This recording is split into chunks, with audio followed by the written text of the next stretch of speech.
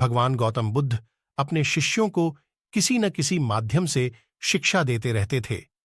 एक बार महात्मा बुद्ध जब अपने शिष्यों को शिक्षा दे रहे थे तो उन्होंने हाथ में एक रस्सी पकड़कर उसमें बहुत सी गांठें दीं। उसके पश्चात महात्मा बुद्ध ने वहां पर उपस्थित शिष्यों से प्रसन्न पूछा, क्या यह रस्सी वैसी ही है जैसी गांठें लगाने से पहले थी? एक शिष्य ने महात्मा बुद्ध के प्रश्न का उत्तर दिया। वह कहने लगा कि मां गुरुजी, एक दृष्टिकोण से देखें तो यह रस्सी वैसी ही है जैसी पहले थी, लेकिन अगर दूसरे दृष्टिकोण से देखें तो रस्सी में 3 गांठें पड़ चुकी हैं, इसलिए देखने में इसका स्वरूप कुछ बदल चुका है। लेकिन एक सत्य यह भी है कि बाहर से देखने पर चाहे इसका स्वरूप बदल चुका है, लेकिन भीतर से इसके बुनियादी रूप से यह पहले के जैसी ही है।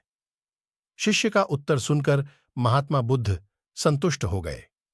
उसके पश्चात महात्मा बुद्ध ने कहा, मैं रस्सी की इन गांठों को खोल देता हूं।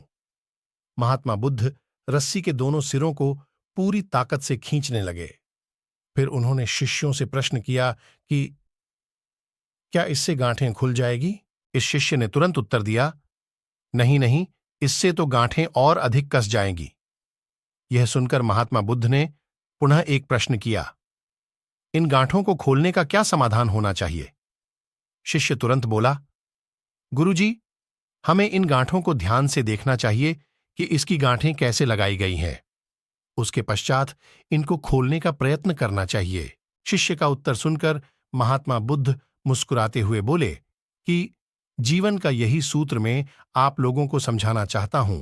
आप जीवन में जब कभी भी किसी समस्या में फंसे तो सबसे पहले उस समस्या का कारण ढूंढें और फिर उसका निवारण करें।